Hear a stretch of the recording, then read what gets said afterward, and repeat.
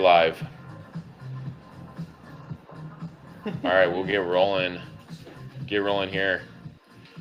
We good, Corey? Should we start cruising?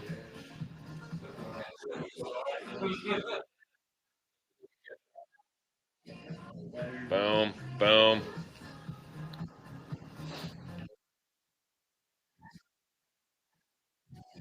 We're live. All right, everyone. It is Cyber Monday. I'm here in Dubai with the Joy Sharma. How are we, Joy? Oh, bro, you're without sleep. The performance is just so good. Can't take one moment off the accounts. Sure, let's call it All right, all that. right. Uh, We are here in Dubai. So to give some context, um, a group of us from CTC HQ, Tony Chop, Brian Skansky, Anmar Dane, myself cruised over to Dubai to meet Joy, and then we were here with the full accelerator team. So our seven-figure service offering and accelerator strategists are all here in person in Dubai, and we have been jamming, we've been scaling for Cyber Monday. We got the Tony Chop We have floating sound effects every time we pass scale. floating head. Y'all need to turn it up. Turn it up. but you get that on a live. And we've got Tony, the hype man, getting us ready for the Cyber Monday scale up. So we're all here. Black Friday. It was an exciting day. Saturday and Sunday as well. And then Cyber Monday is kicking off this morning, and it's the beginning of the day, and we are about to get into it. So what we're going to be doing for the next bit of time or so is we're actually going to be bringing on every accelerator strategist, every growth strategist here that's in person in Dubai, sharing a win takeaway from Black Friday, something that worked well, something that we gleaned insight from, and then sharing that in the context of as we head into Cyber Monday, what do we see opportunities and moves we're making. So there's going to be 14 different people jumping in over the next handful of minutes. Should be pretty fun. Should we talk about Cyber Monday generally real quick for a few minutes before we start pulling in people? What's Cyber Monday look like, Joy? I think Cyber Monday right now, if you're on your aim, your target, that's a bad thing. Okay. You're underspending. I would say the idea is we're right now at like what 6, 7 in the morning MST. Yeah. I would say spend every, 6:30 PST. yeah, spend decent amount of money, open everything that you have at like close to 9, and then you cruise through, and then there will be just a huge peak at the night, which is like we all wait for it together. Yeah. It comes sometime. It doesn't come Yeah. until later, but that's it. That's the idea. That's it. That's about Cyber Monday. Yeah. So the shape of revenue, Black Friday versus Cyber Monday, is really like you could put like a mirror down the line of those 2 days and kind of would give you the reflection of the other.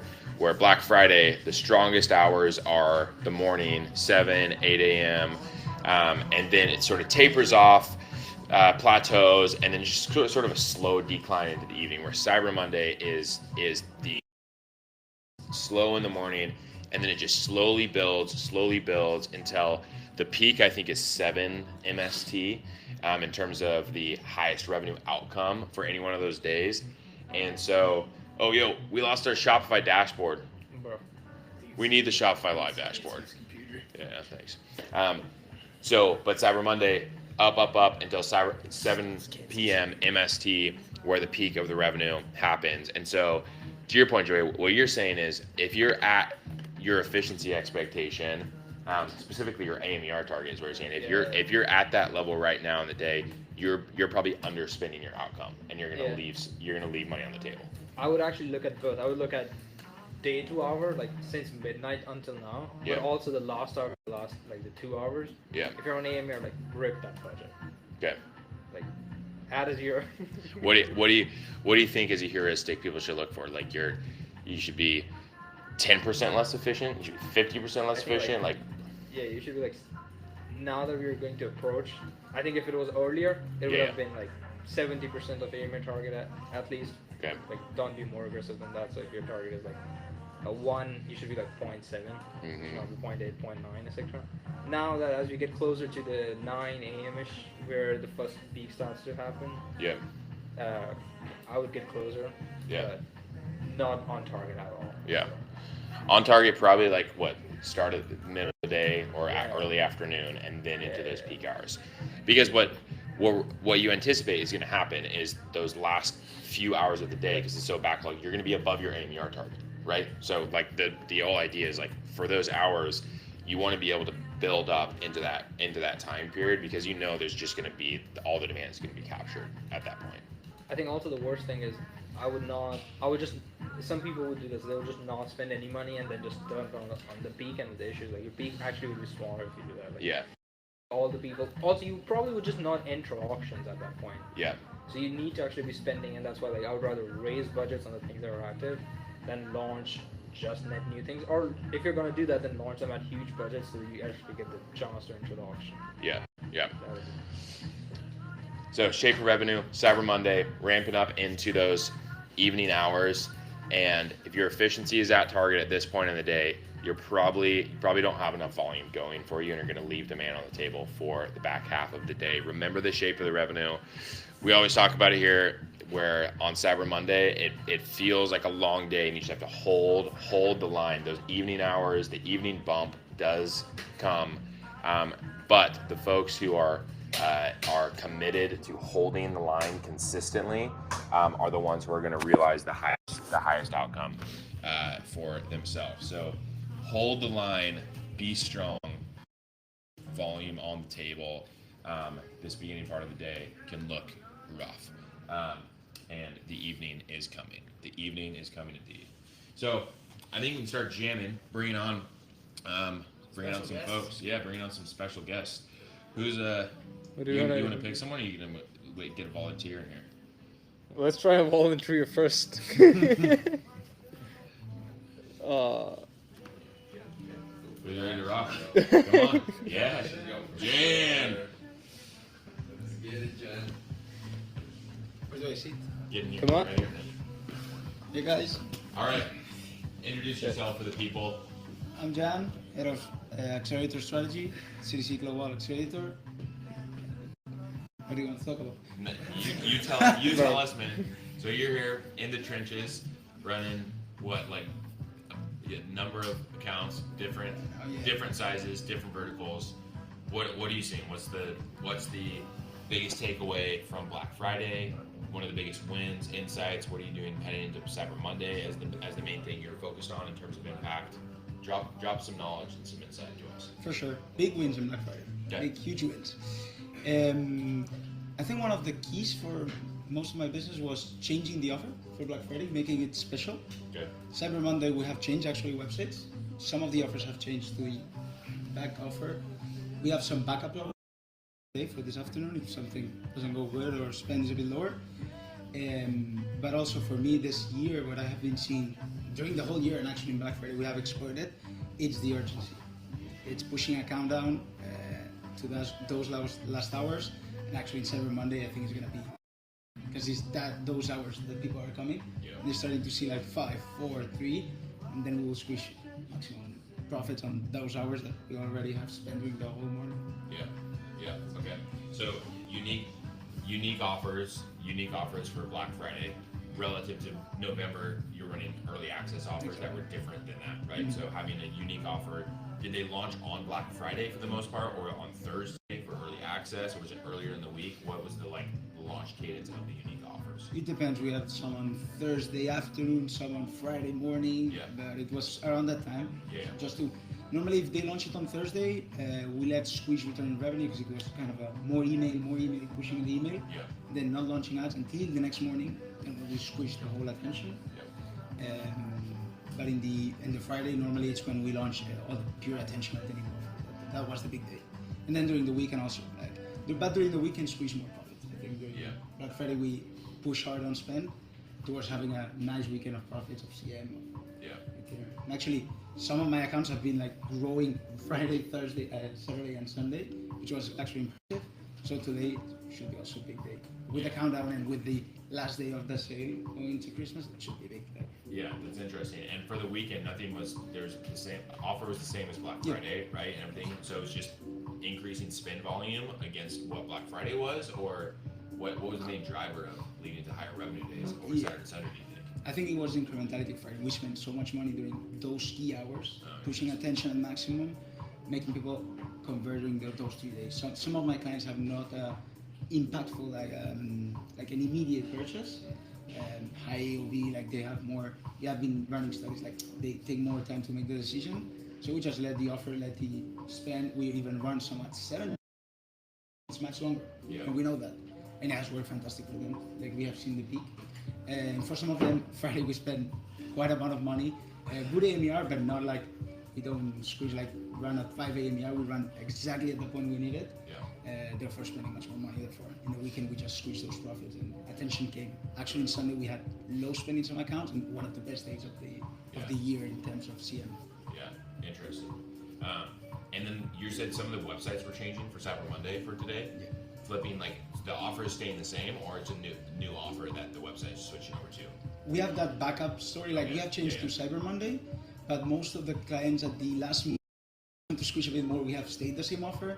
Some of them like have changed the offer towards the early, just to squeeze on that Cyber Monday. Some of them have changed to a Cyber Monday offer. Yeah. But what we are doing and what I told my clients is like get in the pocket the offer that we had on Black Friday, because the afternoon is short, but it's not that short to be able to change it. We need and send emails like, hey, last 4 hours, flash sale offer like for 4 hours. Yeah. And squishing the attention we have been spending during the morning. Yeah. That we're spending right now. Let's talk about this for a couple minutes. So the idea of having a consistent offer for Black Friday and Cyber Weekend and Cyber Monday versus changing up offers consistently, specifically like switching up offer on Black Friday, Cyber Monday. What are the, when does it make sense? But like what are we seeing from performance in terms of offer strategy as it relates to keeping it consistent over the weekend or changing it on those days? One of the key wins we did this year with one client was the flash sale in Black Friday. It was a clear win. We crushed it because we just were squishing attention day over day. Yeah. And then at the end, we saw that the last flash sales were a bit lower because it was coming Black Friday, therefore people were tightening a bit more. Yeah. But the intra flash sales squish attention because when people are waiting, they know Black Friday is coming. Yeah. But when you put a brighter thing in front of them, like sometimes they want that thing, like they know is it gonna be better or not, like is it the best offer? That curiosity and the countdown, like every day we had a kind of a countdown because that offer ended. Yeah. That's squished. I've seen the urgency work really good this year. And it was like for a few hours within Black Friday, a better sale? 24 hours, yeah. Oh, okay. So the sale was running, maybe launched earlier that week, right?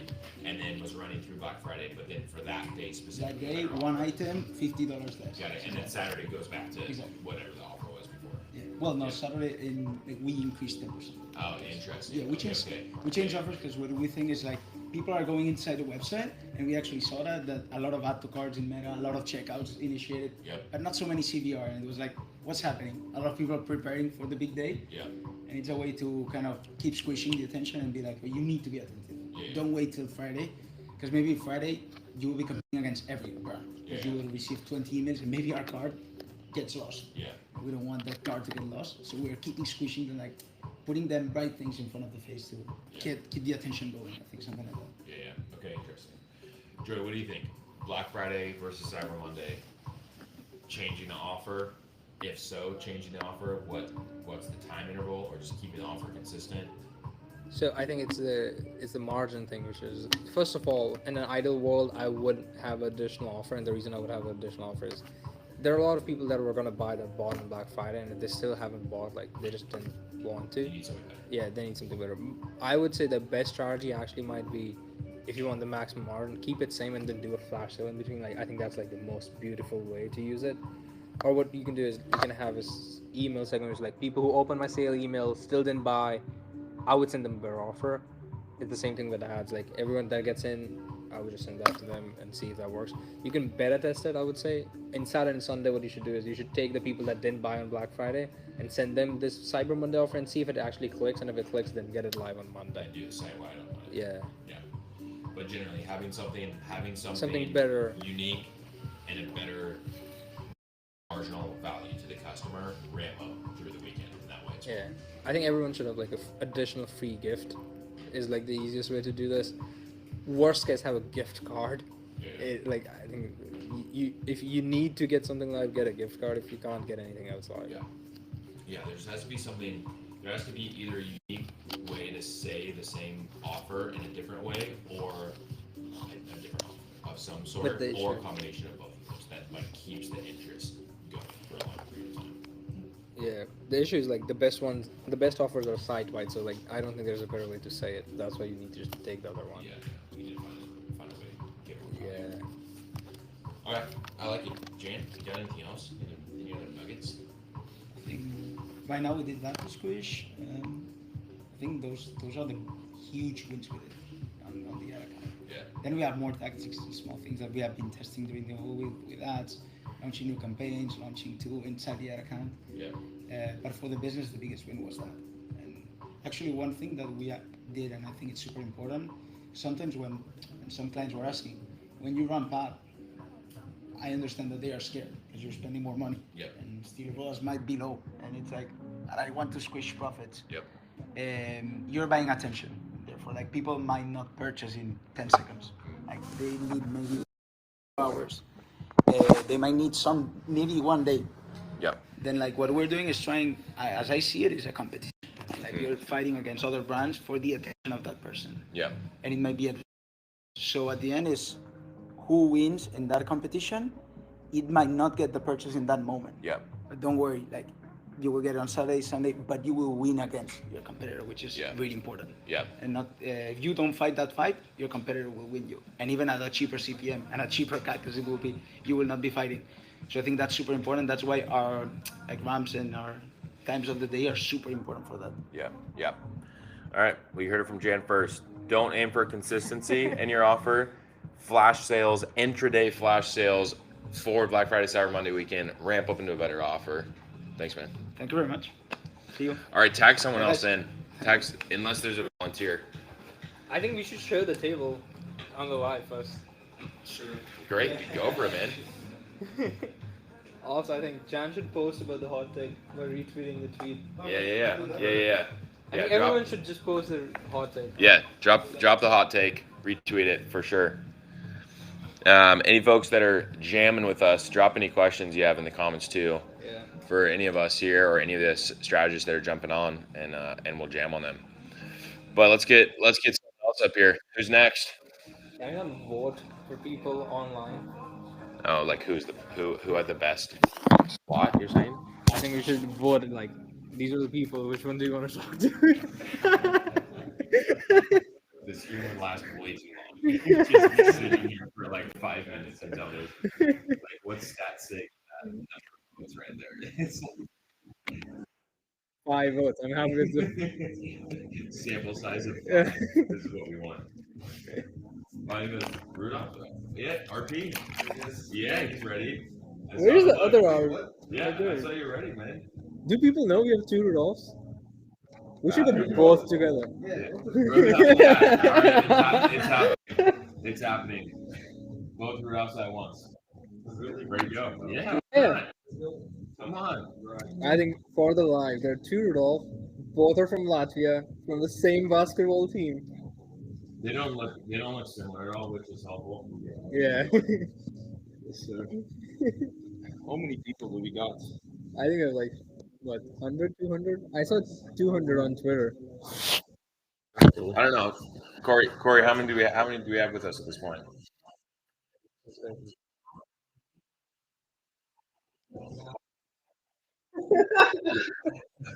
Nice.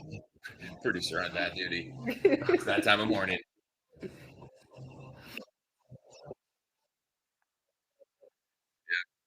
640 USD. Nah, 300 people. Nice. Yeah, it's all perpetually live because anyone who joins net will never leave. All right, so we got both Rudolphs with us, Rudolphs and then RP for the sake of simplicity. All All right, so drop it on us. Black Friday wins, insights, things that worked. What are we thinking about heading into Cyber Monday to make it even better and close out the Cyber Week? What do you guys got? Yeah. Want to I start? guess, yeah, I can start off. With my tip, probably I'm gonna lean a little bit more into media buying. Okay. That's a little Get bit tactical. more of my field. I like it more, but it might come across maybe too simple. But I know like other brands that are not working with CDC, they don't have stat lists, they don't have hourly reporting. So what they often do, they look at the meta and they look at like what was the result of last 2 hours, and during Black Friday, Black Weekend, Cyber Monday, you get a lot of delayed attribution. So you should not be doing that. Matter of fact, I think you should be checking, like you should know your correlation between ROAS and AMR. That will help, but you should be more leaning towards looking at the back end of your store, how much you have in the new revenue, and making decisions off of that, because ad account will lie, ad account will have a lot of delayed attribution. So yeah, that would be my like kind of first tip. So don't look at ROAS. Is what you're saying. Don't- Only look at AMER. Sounds crazy, but maybe yeah, into that direction. Maybe not that extreme, but pretty much yes. Okay. Okay. When do you, and when is there a point at which you're assessing? Is there a point at which that inverts and you start to weight the ROAS and AMER differently in terms of your decision making, or they get tighter in terms of that? Like, or is it like just as you get closer to Cyber Monday overall is when the relationship gets stronger? Like, when does it flip for you in terms of what you're looking at, or is it we're prioritizing looking at spend, new revenue, AMER by hour, and then ROAS comes in at like a different level of decision making? So I think it depends also what offer you're doing. So most likely for the peaks, for the actual Black Friday, Cyber Monday evening, Yeah. that's when you should not be too keen on the ROAS, because that's when the peak happens. You have a lot of purchases coming through. So I think that's when the biggest discrepancy happens. Saturday, Sunday, I think close. But a lot of the brands, like we have been internally starting to push is on the Black Friday, on the Cyber Monday, you have to do give it purchase, I don't know, reach a certain threshold better and get a better offer. Yep. So kind of layered out on top. And as Jan already had mentioned, that has really arbitraged the conversion rate for a lot of brands this year. And I think that is that time where, again, that correlation between the ROAS and the AMR is not going to be really true for Yep. some period of time for the biggest peak. But after that, I think starting Tuesday, you can just revert back and start tightening your caps, optimizing budgets, and base your decisions more on what you see in the ads manager or whatever you're using to, again, assess the performance there. Yeah. Okay. Side note, while we're on the topic, what do we all think about extending Cyber Monday into Tuesday? What's that look? You should just always do that. I think the key is you should end the timer today, and then redo it tomorrow, Okay. and that's the best way to speed it. So you're Yeah, saying, it's like extended, Create more Yeah. urgency. banner extended, and then again reset. into Wednesday or what? No. Okay. Only for Tuesday. Okay, Only for Tuesday. okay. There's a borderline. Okay. So that's okay. Extended plus one. Plus two. Keeps going. So always the offer is what you're saying. Yeah, I would Into Tuesday. 100% do that. Because Run it you- for the full day yeah. Tuesday. Yeah, for some reason, like I've tried doing this. I think we don't have a huge sample size on this, but running the holiday sale and then instead of calling it extended cyber for some reason the extended works better. Yeah. I think because there's a chance that this is an extra sale, and I think the holiday sale it's just starting. I have a long time to do, and usually the sale is worth for people, so you actually squeeze a lot more value. So the revenue per day of that is better. Okay. So same offer as was running Cyber Monday. If you were to recommend the I would same offer. I would take some stuff away actually. Oh, make it a worse offer. Yeah, I would revert to Black Friday if you improved it. Yeah. And if it's the same Black Friday, I would revert to early Black Friday, because it's still going to be better than the holiday rush. Okay. So make it so the main driver of it then is like if the offer's worse, then it's signaling like maybe limited quantities or something like that, where you're still running it, but the offer's not as good. So like Yeah. that's the main value. So sometimes I think there's some factors to it. It's people think it has finished. I also think from an ad account standpoint, for some reason I believe this, because the Black Friday ads have so much data and you're going to run the same ads, Okay. you're just gonna get better performance than launching a new holiday sale because Yeah. the new holiday sale is a new ad. I think the best thing is you should end if you're running lifetime budgets on Facebook, they should end on Monday midnight, and then you should change the date of the lifetime budget. Yep. And what it does is it tries to spend all the money on the day, it intentionally squeezes all the demand on that. It also further pushes it along, I think, on that day. Yeah. Yeah. Yeah. I'd be the like building out all new campaigns, all new creatives for Tuesday. Like seems like the thing that you're gonna want to avoid in terms of it. So whatever the offer and the messaging structure that can be that keeps consistency in what was working well and running in paid media on Monday into Tuesday, and then you can use email for the unique messaging around extended, or if there's any additional things, keep the paid media consistent, update the banner on the site. It always extends Cyber Monday into Tuesday. All day Tuesday is the take. All right, RP, what do you got? Okay. Well, I think there's two things from today and Cyber Monday that I think were the biggest wins for me and how we pushed the most successfully. The first one was, in general, just recognizing the customer behavior in timings. So looking at it both the macro-wise and for each of the brands specifically, which essentially just means if you have the opportunity, take a look at what was the timing of peaks last year, because it's so different for each of the brands based on the specific location, the offer, what is ongoing this year differently in the brand, and just understanding which are the timings we want to push the more for, both based on the macro scale and brand specific scale. Yeah. There's the first take here. Yeah, what do you think about that? Come on first. I mean, I agree, but I think to add to that, like, even if you outperform your expectation, what you expected, like, okay, last year there was a peak in the evening. This year it's even better. So what we were doing at Accelerate, and I think it was also CDCUS, we had campaigns ready in the background that were specifically designed for one-day click, highest volume. Yep. So if we ever need to add that volume more not emergency, but when we get those great results, we can actually do that, because like your ads are not going to be approved if you launch it like 3 hours before the Black Friday actually ends. Yeah. So that's something that I would add on. It's the turbocharge the campaign at the Hyper highest scale. volume. Hyper I mean, scale. I think it's worth talking about. Like I think we're seeing this more and more in our accounts this year in terms of what's working well is a min ROAS and or cost cap version of your core campaigns, and likely both if you can, right? And so you have those core campaigns, min ROAS, cost cap, and you have volume going through them, and then you have highest volume campaigns ready to go at your disposal to supercharge the spend into those peaks or when the demand picks up, or in an extent where you're opening your caps trying to get more delivery and they're not getting more delivery for whatever reason, then you also have them available. So that being sort of like the optimal account structure tactically, that it's allowing us to flex into these high demand moments. That is one of the things we also saw on our accounts, the highest volume campaigns helping to scale massively during those peak hours, for sure. Yep. All right, you had 2 takes, right? I did. Or 1? This is the first one.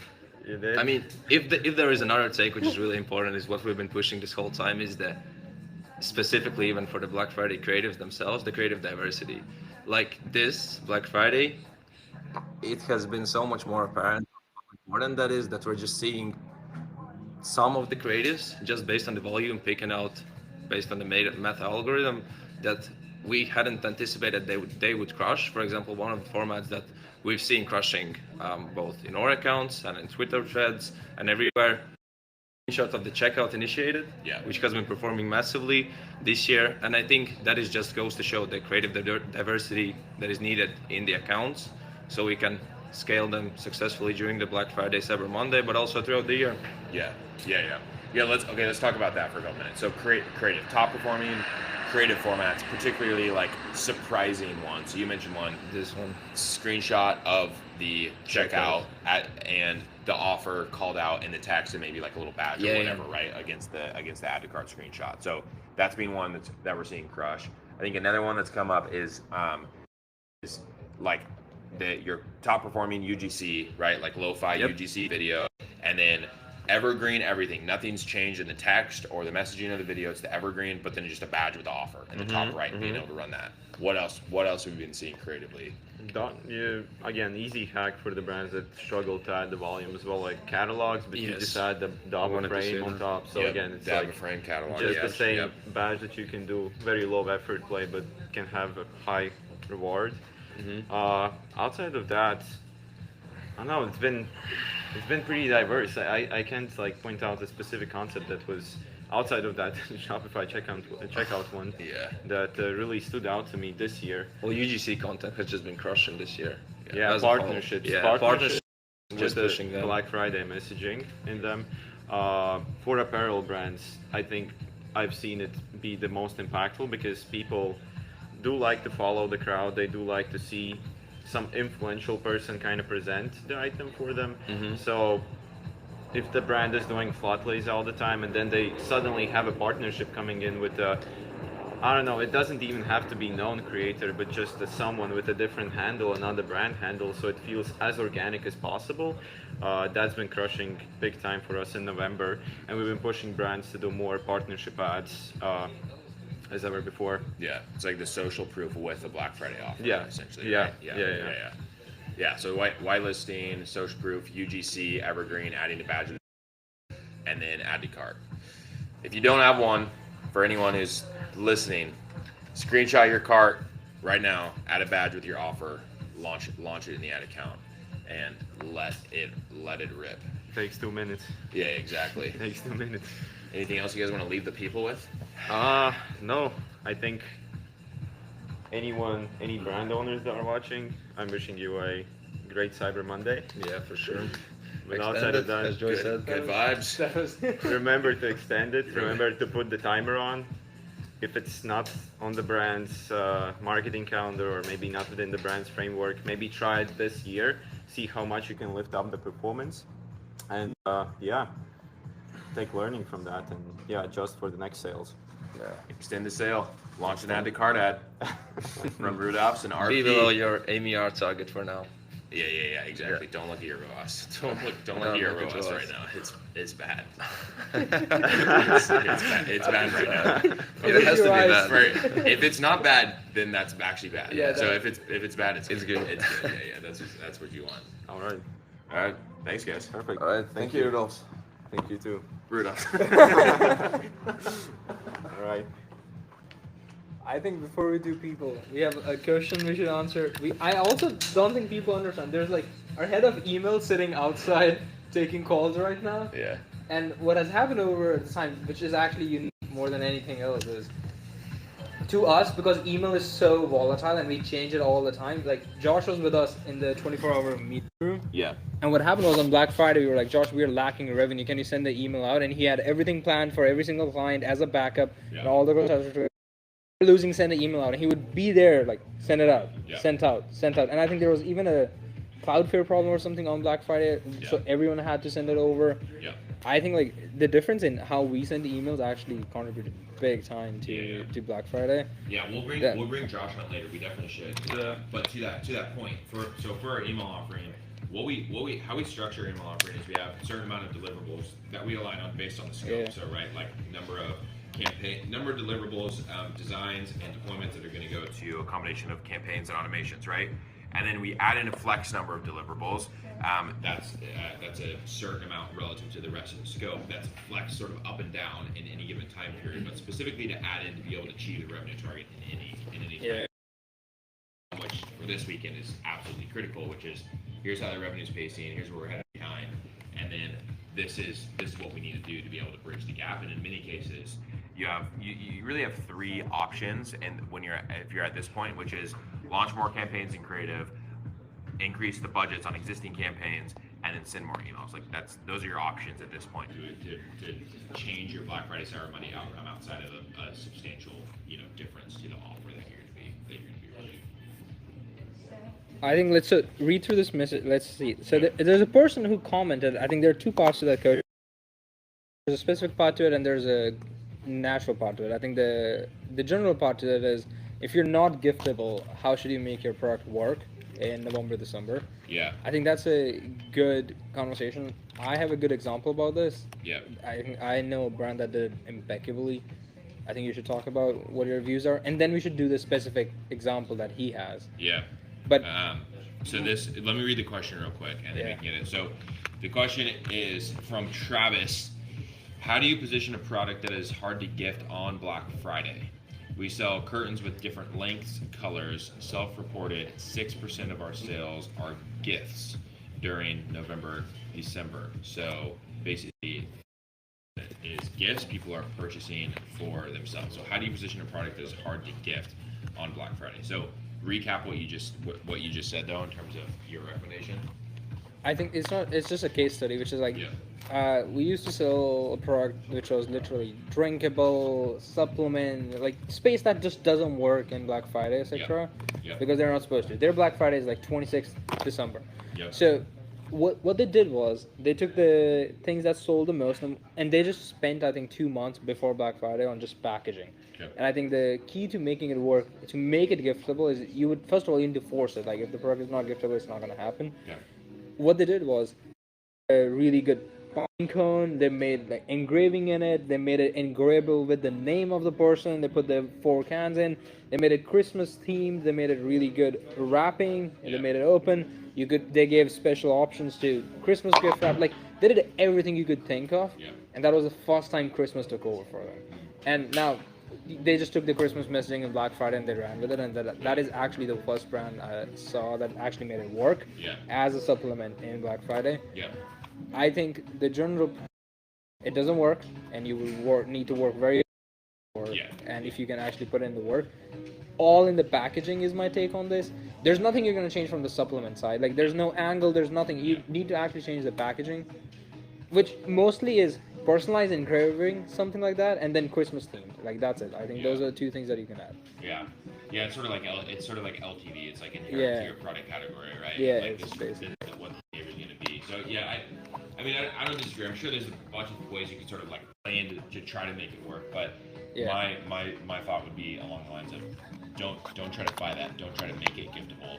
Play Yeah, into the fact that this may be the Travis that I'm thinking about with the curtains company that I'm thinking about, but in the off case that it's not, like I think this still works. Where like this is the time that for the curtains, the mom or the wife or the significant other, like in most cases I would imagine the woman that's buying the product for the home has been looking at the curtains for some amount of time and waiting for the opportunity to buy, and maybe has something else that like kind of works okay for them, or like the Amazon version of the curtains that are like playing into the this is the time to buy, and this is when it's okay to buy sort of thing, right? Like this is when you're going to get the deal and you have justification for yourself and can sort of like platform it that way. So yeah, I wouldn't try to lean into making this a giftable thing. I think it's more inherent to the product category. I'd lean into more like this. You're buying it for yourself because it's the thing that you want and it's the best version of the thing, and this is the time to do it, and you have a good reason to do so because you're never going to get a better deal, and focusing on it that way.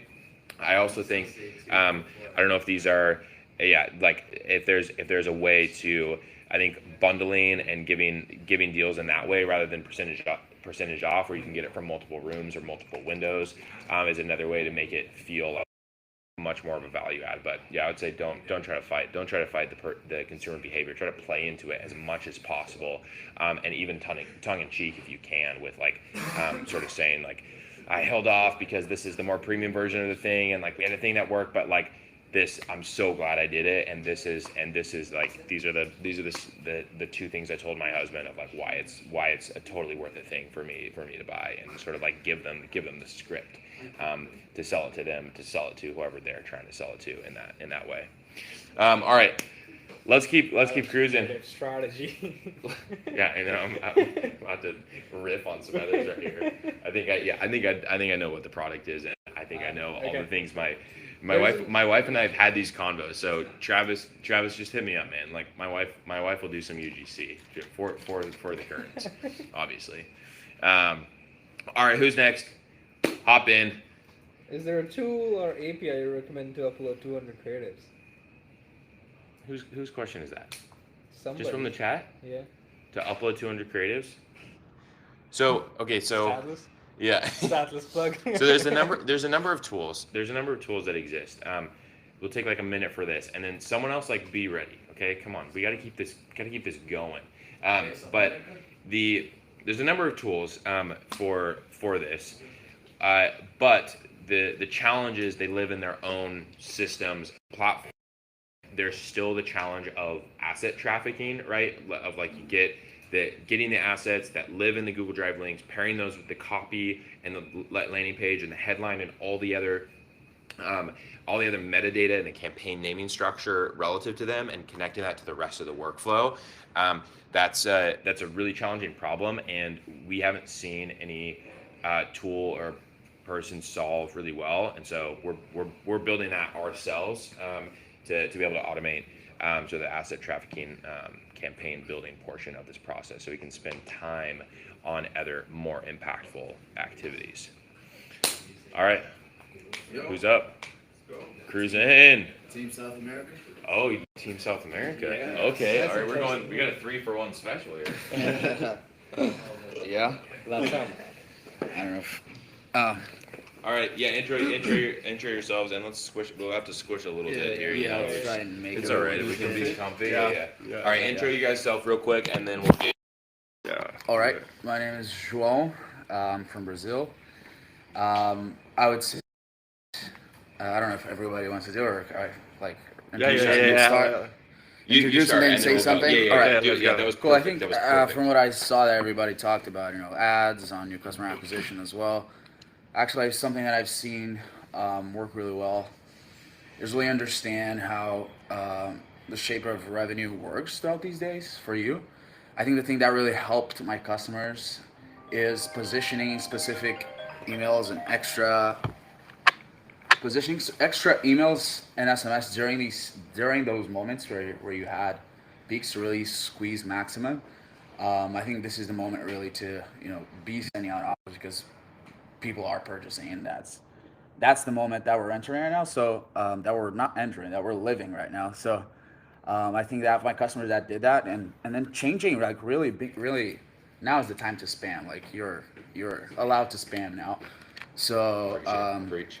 try to get creative on the ways that you can do that. So with urgency messaging, with a specific item that's really selling out, you can just put an extra urgency on that. I actually pushed that with some apparel brands.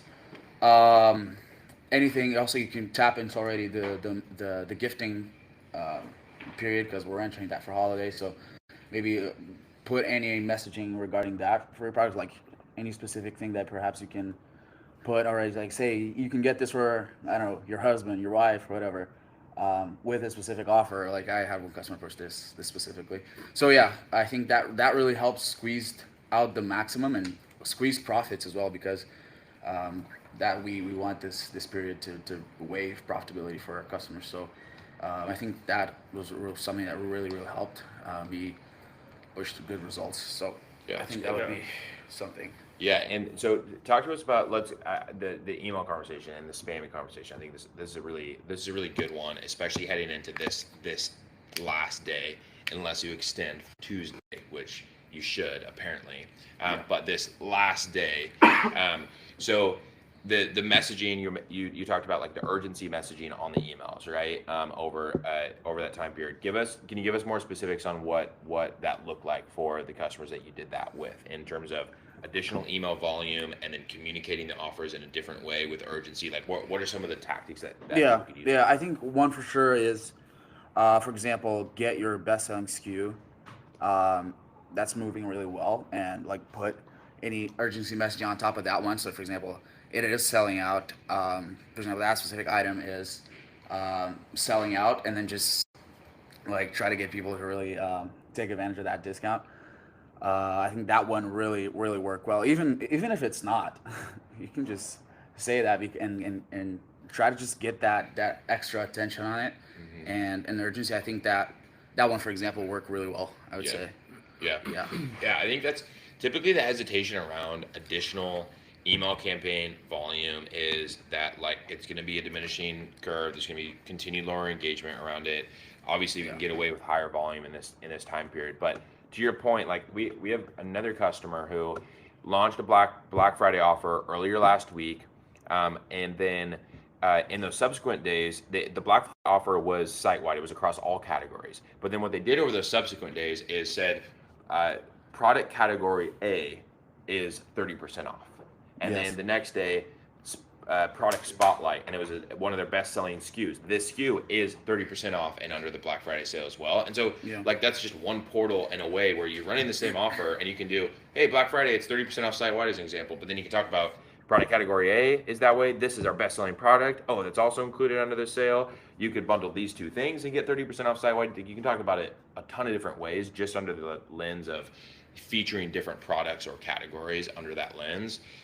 So I think builds on your point of like, there's a million different ways to talk about the offer in a unique way that's not just like 30% off site-wide. Oh, reminder, 30% off site-wide. Yes. Oh, last day, 30% off site-wide, right? Like, there's a lot of different angles to it. All right, that's good. Good stuff. Yeah. So I'm Lucas. I'm from Brazil as well. So we're two Brazilians in the team. We are adding another Colombian friend here for for South America team. Yeah, for the South America team today.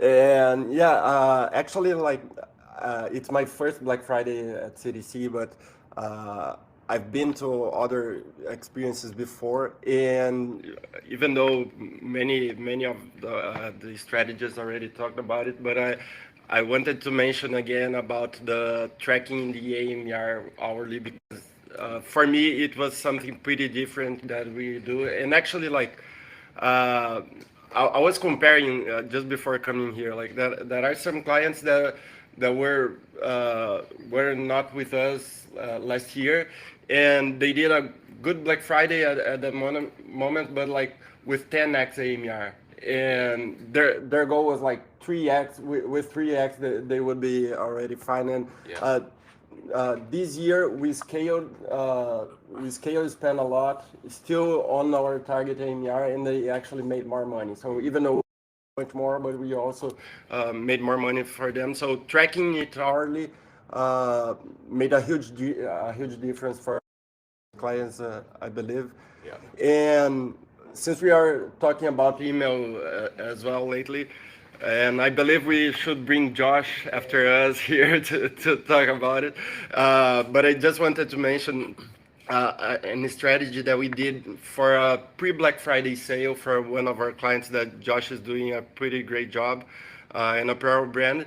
That for pre-Black Friday sale, we locked out the whole site, and we just the people that were on our best segment, so the VIP list, code to enter the website. And like for that day we did since we were afraid to lose all of the learnings on the span, so we left it locked down for just 6 hours, I believe. And we did like 3 times what they did on their last Black Friday day, just with returning customers. So this was a pretty good strategy that we did, and made the whole difference. Like we ended up the month 100% more than they did last year. So pretty good. 2x year-over-year growth. So so you're saying for those 6 hours there was no offer or messaging live on the website at all. The only people who knew it was going on is got the exclusive code too. Actually, people organically they couldn't find the website. Only with the code that was shared through email was where the offer was. All right, let's talk about this for a couple minutes actually. So email lead generation leading up to Black Friday. What have we seen work this year, and what do we think is the right approach to lead generation leading up to Black Friday and intentional campaign focus against that? Good one. I actually don't know if you guys have any other strategies about it, but particularly for this brand, what did pretty well was giveaway. So we gave away like our best selling product. So is the key for the giveaway strategy is like you have to give away thing your persona would like. Yeah. So it has to be linked and have needs to have value for the persona. So we gave away a bunch of best-selling products and it did pretty well. Yep. Yeah. Okay. Cool. Yeah. So giveaway lead generation strategy. Was it early November? What was the timing of the giveaway? Start of second week of November. So Okay. yeah, early Okay. November. And then ran for was that 2 weeks or so before Black Friday? Sure. Yep. Okay. So yeah. Exactly. Giveaway, hero product, best-selling product, giveaway, a couple weeks before Black Friday, VIP, email-only launch, and then into the site-wide sale. That's running on paid media campaigns Yeah. and everything else. Then 100%. That's good. Year over year. 100% year-over-year growth. That's the formula. That was it. A plus B equals C. If you want 100% year-over-year growth, follow this playbook. Lucas actually has a course. Yesterday's photos should not. Yeah, very course vibey. All right, good stuff. All right, round us out, man. Okay, so yeah, I'm Juan Mendieta from Colombia. Yeah, I want to touch different points here, and first one is preparation. Like, of course, we are talking about the execution, the volume Yeah. tracking. That's pretty important. But for my brands, knowing what was the expected spend, knowing what was the creative cadence we were going to have for Black Friday, the distribution in terms of the statics, videos, all that stuff was very important, and even more for brands that had made Black Friday in past year different. So increasing the creative volume in a significant way, increasing the spend in a significant way, but showing them how we will do it. That give the brand let's say more like it decreases the uncertainty of what is going to happen during these high spend days. Yep. That's the first thing. Second thing, launching early Black Friday. That was pretty helpful. Actually, we got one brand where we launched the offer, what was going to be the Black Friday offer. Yep. Then we noticed the engagement and the performance was not as expected, even for early Black Friday. So what we did is, okay, let's change it. Let's increase the discount. Let's change the messaging. Yep. Let's play with different angles. And from there, the performance start to look better. So launching earlier, understanding what is working, what is not. And then, as Lucas mentioned, the hourly tracker. I think tracking by hour, when you are increasing spend year over year by 5x, 10x, Yep. it's pretty important. And understanding what is going to happen. Like, okay, the most of the spend on Friday was in the morning. Your AMER should look like this. Yep. Then in the evening, you should do the following things. Yep. Like having that playbook, understand it, executing and trusting it. I think it's one of the biggest wins for this Black Friday, Cyber Monday week. Yeah, that's good. Yeah, I think this is a good topic for a minute or two here we can jam on, which is like the adjusting your offer strategy mid Black Friday, Cyber Monday, or like Cyber Week. And I think there's like it's sort of like creative volume, where like creative volume is like some brands like, you know, create 15 ads a month and increase creative volume to 30, and it feels like a lot. And then some brands are making 2,000 ads a month, you know, where like offer strategy lives in a similar thing around this time period. It's like, here's the offer, we've done all the things, all the logistical pieces on the website and the creative, and it's locked. And that's what we're doing. It's versus being very nimble and doing it that way. And we had another brand where it's like, we were planning to run the offer for the full weekend, going to be the same thing Black Friday. Based on the numbers that we saw midday Saturday, we made an adjustment to switch the offer Sunday evening and into Cyber Monday for the rest of the weekend. We had to pack that parachute like a week ahead to actually have that on hand. So I guess like what examples do you have? A couple of specific examples of of offers that were switched? You mentioned like the early Black Friday performance and then adjustments to those offers. Like what examples do you have of like what the offer tweaks were or adjustments were heading into the weekend based on the performance you were seeing? Yeah, we made like a specific example. We made two changes. Yeah. One of them was, let's say, like a simple change or increasing the discount. Yeah. And then some changes in the website, like with the timer, with the home banner, and changing the messaging right there. Yep. And then the other change was with gifts, just like add one free gift, add two free gifts. Yep. And see how it goes.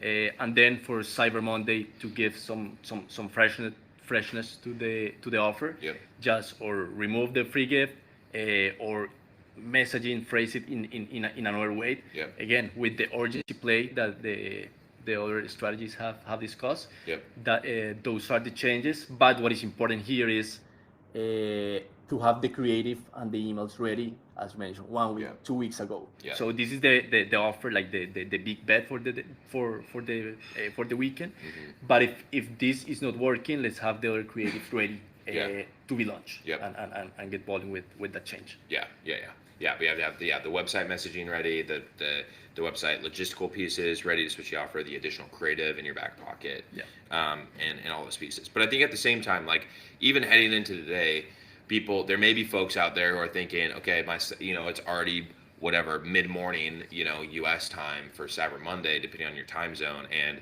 this is the offer we're running with. This is what we're doing, where you have a lot of the day left, and you have Cyber Monday extended Tuesday tomorrow as well. If what you're pacing for right now is not anticipating for the weekend, it can be simple, right? It can be as many ads as you can get out. The main thing that's going to make the difference is the offer that you're changing, the messaging on the site that communicates it, and then the emails that you have going out, and then any of the ad creatives that you can sort of spin up to get there. But make that call earlier than later if you're pacing to an outcome that you're not loving so far, because this is your last chance before the extended last chance.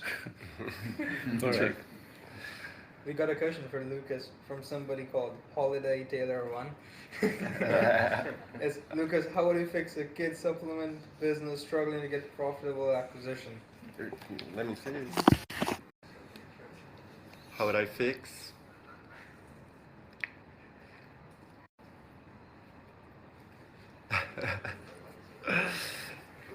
So at first the question is a bit broad, so yeah, it is. Let's read the question, just make sure everyone. So it's how would you fix a kid's supplement business struggling to get profitable AMER? Yeah, because like question is a bit broad because there are some aspects on it, right? So actually it says it's not being profitable, but is it overspending or underspending and not having volume? So what is the relation between the spend and the AMR? Yep. And okay, let's put the case that we are spending what we wanted to spend, but not being able to achieve the AMR we wanted. So then we look into pieces inside of this. So creative diversity, and look if we are having that. In creative diversity, if we are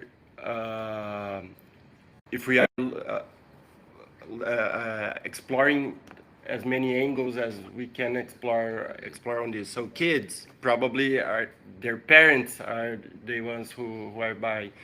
Yep. And okay, among their parents, what angles, what personas can we talk on those?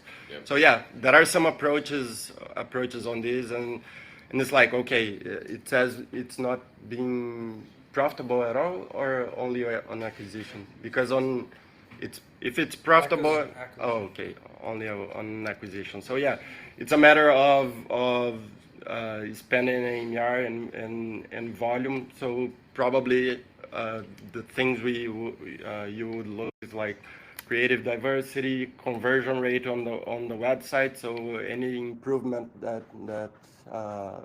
can change conversion rate for better. would help on this as well. These are the things I can think on right now. Yeah, it's a good caveat to start out, which is like the profitability problem might not be because you need a higher efficiency. It might be that your efficiency is fine, you just need higher volume to be able to get there, right? And in that case, you need more spend and more creative volume and creative diversity to be able to get to that outcome. Now, if it's efficiency problem, then there's other layers to it related to the offer structure and the website and how the product price point, etc. But yeah, volume or efficiency problem. Which one are we solving for? Step one. All right, guys. Anything else to leave the people with? No, just wait. Wait for the peak. Just wait for the peak. Hold the line. Hold the line. If your ROAS is bad, that's good. All right. Team South America coming live. All right. Thanks, guys. Thank you, guys. Yeah, thank you. Josh Tay, you want to join us, man?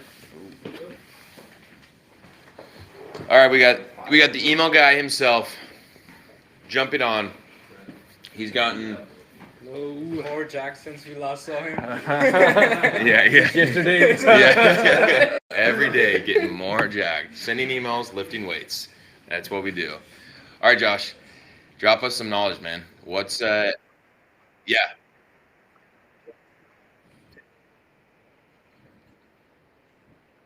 Oh. Okay. All right, we got something coming in from Corey, the producer. There's a challenge for. All right, I'll read it off.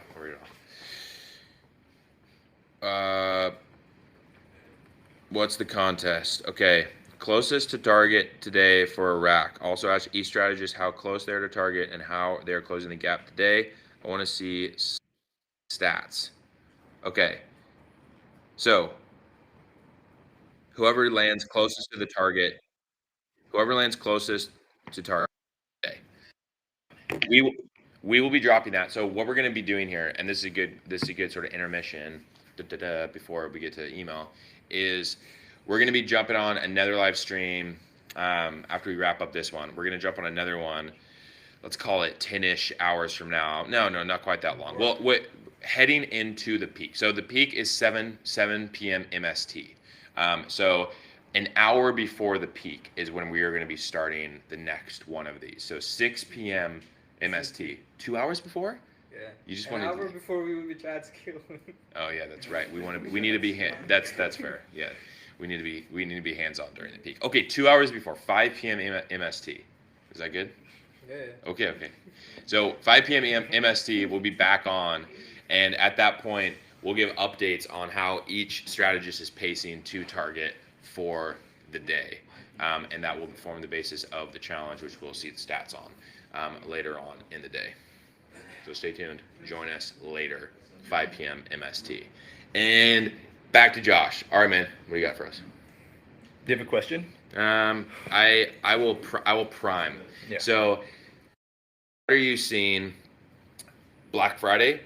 What did you see as some of the biggest wins related to brand successes and or tactics that help them to get there specifically?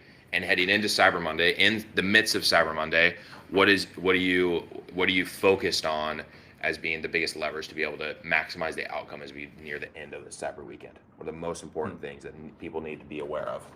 Yeah, I think it's this huge misconception that retention is just retention, right?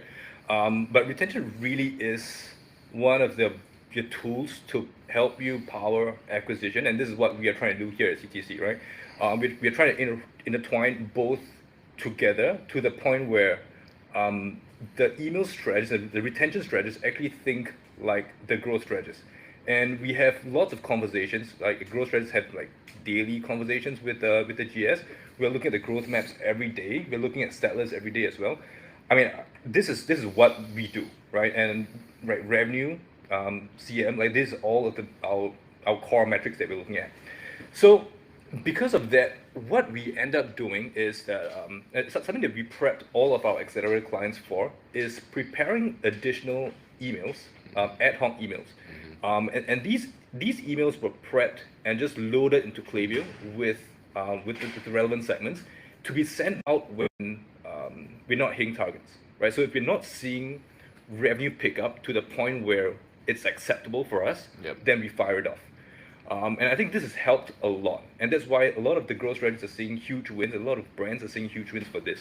And yes, it's just how it is, right? And this is what it actually should be. Right? Your email should be supporting all, like every other channel. It's not just going to be ads during this time and emails for the sake of sending emails out. Right? You can have your scheduled email at 7 a.m. You can have it scheduled at 12 p.m. You can have it scheduled at 5 p.m. Whatever. But what happens if these 3 emails don't hit the target? Does it just mean that you sit there and shrug your shoulders and just do nothing? Right? That's not acceptable for any agency. Like we are here to make sure that the brand wins. So in order for you to win, you need to have contingency plans, and this is what we are building into that.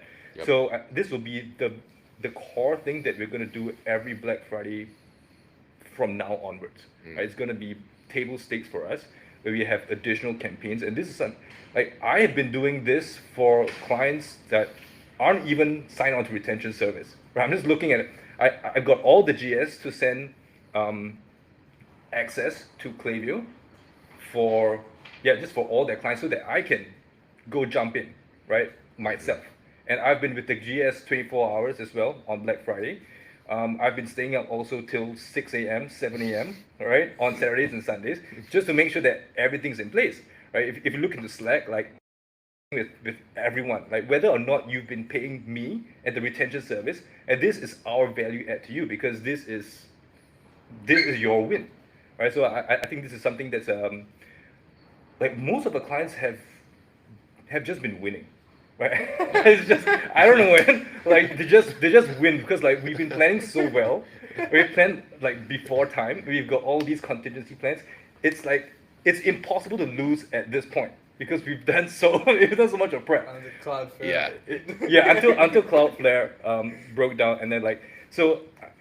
Some of you might know like your SMSs got stalled on Friday itself.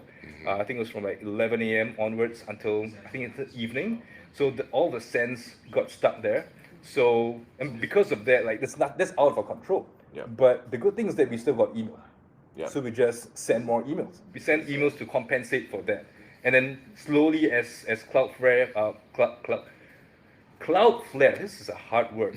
As Cloudflare came back to service and then the deliveries got sent out, then we saw revenue come back in. And then things picked up again Saturday, Sunday, obviously not as high. So I've actually been also looking at returning customer rate across all our different clients. So Friday, obviously, we saw the biggest pickup. Saturday was a little bit soft. Sunday picked up a little bit more, especially in the evening. So I'm expecting today to also do pretty well, especially like in the morning. Right now we don't much revenue, but yesterday's PM sends did way better than the AM sends. I think one of the big problems that a lot of brands did, just because I have I think like 200 over newsletters that I'm subscribed to, just so that I can see stuff every single day. I scroll through everything in my inbox. There were a lot of brands that had 12 a.m. sends. And yeah, so like there's some clients that like unfortunately I wasn't able to help, right? Because I can't save the world. As much as I'm Superman. Like those campaigns that had they sent out at like 12 a.m. or way too early, they ended up not doing as well because it just your inbox just gets too flooded. So I mean, you have the idea like, hey, I want to get in early, but you also forget that people don't shop in that way, right? So so all of the campaigns have been off-hour timings recently, just because we learned from last year. Last year we had quite a lot of emails and SMSs that got stuck as well. Just because the sending infrastructure couldn't handle the huge loads at let's say 6 a.m. or 7 a.m. They got stuck. So we started scheduling at like 01, 02, 03, and this has helped us circumvent a lot of problems. But like having the GS, like whoever's growth strategist, whoever's the retention strategist, all be working in tandem all the time, just to make sure that you always have wins. So that's that. There's so much here. So one, going back to sort of like the core idea around it all, like the question for creative is how many creative do I need? question for email is how many emails should I send? And our answer to that question is however many emails you need to send to hit your revenue target. Yeah, 100%. And that what we understand is that is going to be if you have 15 emails per month planned in your calendar for every single month for the whole time period, that is not what reality is going to look like, because you're going to have days that underperform. You're going to have different dynamics that exist. You're going to have SMS that get stuck in the queue, right? Like, you need to be able to flex up and down. Where we structure the partnerships in the way that we do to allow for that. But how many emails you need to send, however many you need to be able to achieve your revenue and contribution margin target, and that's what the service offered in the system enables. Now, my question for you, I think I have like 3 follow-up questions from what you talked about, but starting with the first. So, why not just send those additional ad hoc emails regardless? Would be my question. Yeah. So we have them preloaded to be able to hit the what is the risk of just sending them anyway? Yeah, so one of the risks of doing that is that we might end up, as much as we want revenue, right, during this period of time, we also have to realize that the brand continues for months and for years in the future. Mm-hmm. So what happens if we squeeze the sponge too much right now? Because Mm-hmm. Black Friday might not be the be all end all for your brand. Yep. Right? Not every customer is going to want to buy right now. Yep. So we also need to know that in a few days' time, Christmas is coming up. Gifting season is going to come up. For those brands in the health and wellness niche, New Year, New Me season is going to come up. So and sometimes like those are actually pretty big moments as well. So if we are front loading our LTV too much right now, and we're squeezing the sponge, we might risk having a really bad peak moment in the time that we actually pre-plan. Mm-hmm. So that is one of the reasons why. So if it's not necessary to send, like, hold it, right? It's not, revenue is not like everything. There's so much more, right? Like you can't just send for the sake of sending, and then like you just get all this revenue, and then no one needs to repurchase again. So what happens then? Mm-hmm. Then like do we?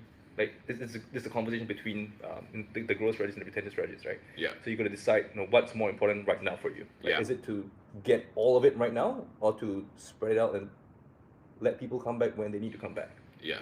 Yeah.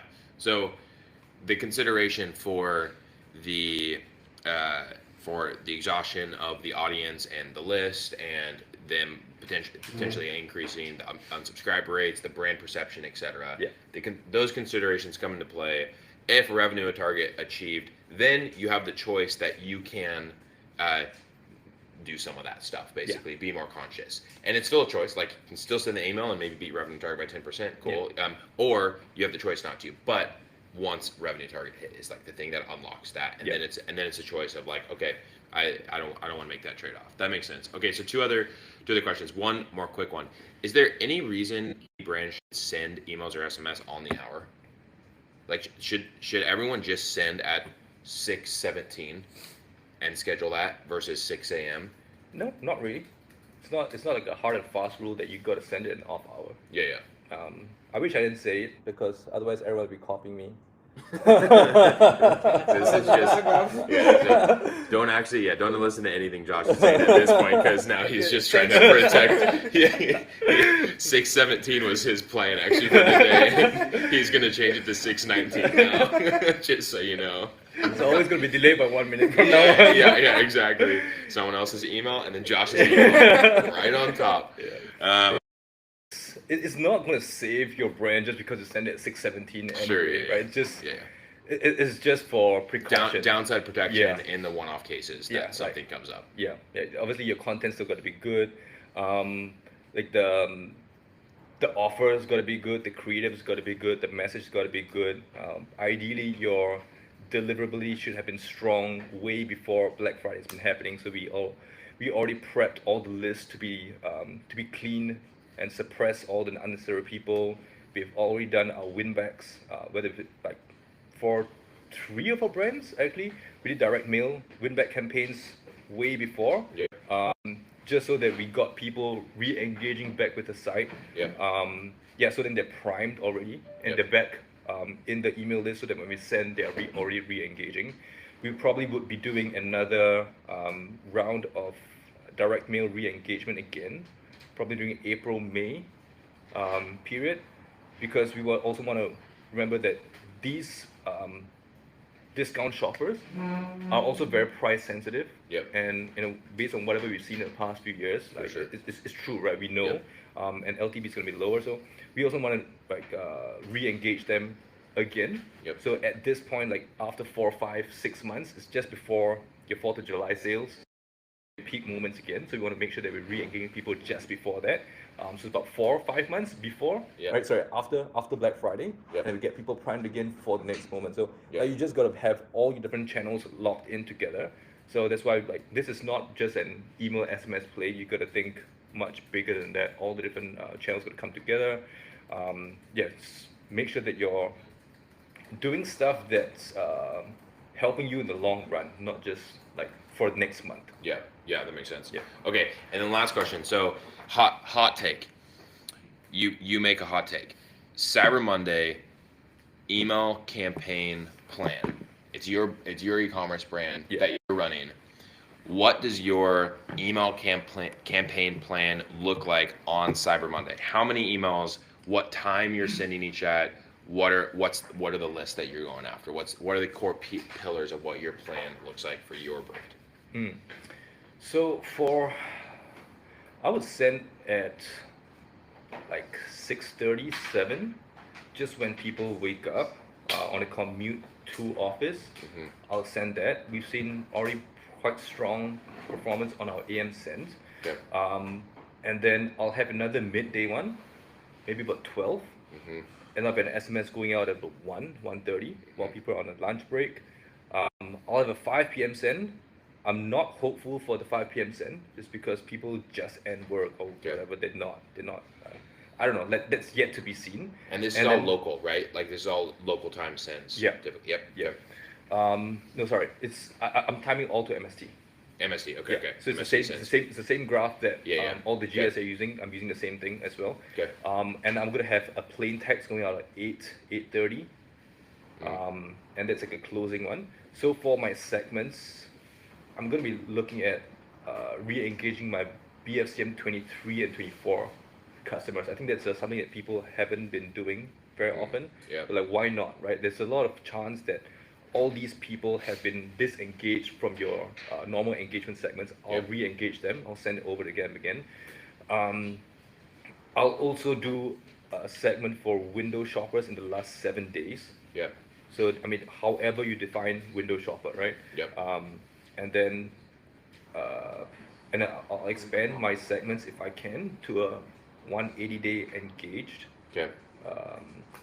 And I'll just keep it simple, right? That would be all that I'm sending for the first 3. Okay. For the 8 p.m. send, that is something that you might want to consider an espresso shot campaign. So these are for high intent customers, people who have been on site, haven't placed order in the last 3 days, which is your best offers, right? So if they're still not on your clicking, if they are clicking but still not doing anything, they're on site, they'll just check. Consider like a discount letter, like a slightly deeper discount to all these people. Okay. Might as well. You've already paid for that traffic, get them in. Yeah. I think we are very happy to give up a little bit of margin. Yep. Just for all these people in there. So like what Joy said earlier on, like if people have clicked on it and they have not purchased it, send them again. Yep. Okay. So 3 emails, 2 SMS at least over the course of the day. Was it 3 that I said? 12, 7, Morning. 12. It's about 3 to 4. 3 to 4, 3 to 4 email. Yeah. And then 2 SMS. Roughly about there. And then through the day, re-engaging BFCM 23, 24. Last 7 days, engagers, non-purchasers, and then potentially a special shop campaign of that plain text at around 8 p.m. Yeah. Potentially a deeper discount to be able to get those folks over the line that haven't bought either. Yeah. So I mean, like if you want to, and you're seeing good demand, or you're seeing a spike on your on growth, right? Then maybe you want to send the 8 p.m. send to everyone else also. Yeah. And you have your espresso shot going out at 9 p.m. then. Yeah. And only to this one segment. And it's just gonna be a super like an urgency push, like 3 hours left kind of thing. Saw you looking, didn't purchase. This is a deeper discount only for you. Don't believe us? Check everyone. Ask your friends or whatever. It's not available anywhere on site. This is your unique discount code. Once that time, once 12 p.m. Hits, turn it off. Right? Be genuine about the. Don't just leave it and say, tomorrow you still send to the same people again. Then it won't work again. Yeah. Extended. Yeah. +1. Might just run it for the whole December at this point. yeah, exactly. It is Black Friday, Cyber Monday quarter at this point. Q4, all of Q4. All right, Joel, you got any email, SMS, thoughts, questions, hot takes? No, not on email SMS. We let Josh take care of that. Yeah. All right, Josh, want to leave the people with anything? It's a lot of things that I can leave you with. 200 grams of protein. Yeah, we were just talking about my macros this afternoon. Or was it yesterday? That'll be the post recap. Yeah, that'll be the smaller group. We'll talk through Josh's macros and recommendations. Side consultation. Yeah, exactly. Yeah, but I think in general, it's been super important, and I think it's a very good reminder for all of us that we need to actually prep very early on with our marketing calendar. I think it's what I've heard from quite a few brands is that we want to we can't prep ahead of time, right? Just because we want to see what customer demand is. I think that's one of the biggest lies that we tell ourselves, and it's just bad business, right? I feel that if you don't have a proper marketing calendar planned out ahead of time, how can you forecast anything? And it's impossible, and you shouldn't even be sending emails at that point, right? Because the way that you're sending emails is so that it's based on your forecast. But if you don't have a marketing calendar, you don't have a forecast, then you shouldn't be doing anything. Yeah. But you always need to be knowing what the expectation ahead of time. So if your emails are also planned according to that, then you will always the chance of you winning is a lot higher. So that before any peak seasons, before any promos, you got to lock in all of these things. And I think our GS have been pushing clients very hard. We're trying to lock down the marketing calendar ahead of time, not just because we need obviously we need time to prep an email, with the design an email, approve the email, all that kind of stuff. This production time takes time. Yeah. But just more than that, we also need to know the expectation ahead of time so that we can prep if we need to prep. Yeah. For all these contingencies. So that's probably the biggest takeaway. You need to make sure that you've got good planning. I think it's I don't know if it's underrated, but it's not practiced enough. Everyone says, yeah, I know, but no one wants to do it because it's hard. Yeah, it is. It is. Good planning. Espresso shot campaigns. Get them in. All right, time for me to have my espresso shot. I'm getting sleepy. I gotta keep going. I've never seen a man who sleeps so little and cares about his macros so much. Macros are everything. Sleep. Who needs it? I should change my name to Josh Macro. That's my surname from now. We'll do that on Slack. Sweet. Yeah. Thanks, man. All right. Peace. All right. How Corey?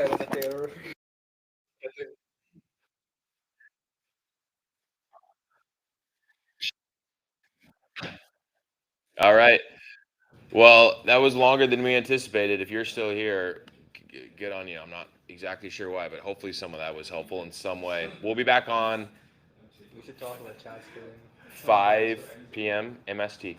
5 p.m. MST.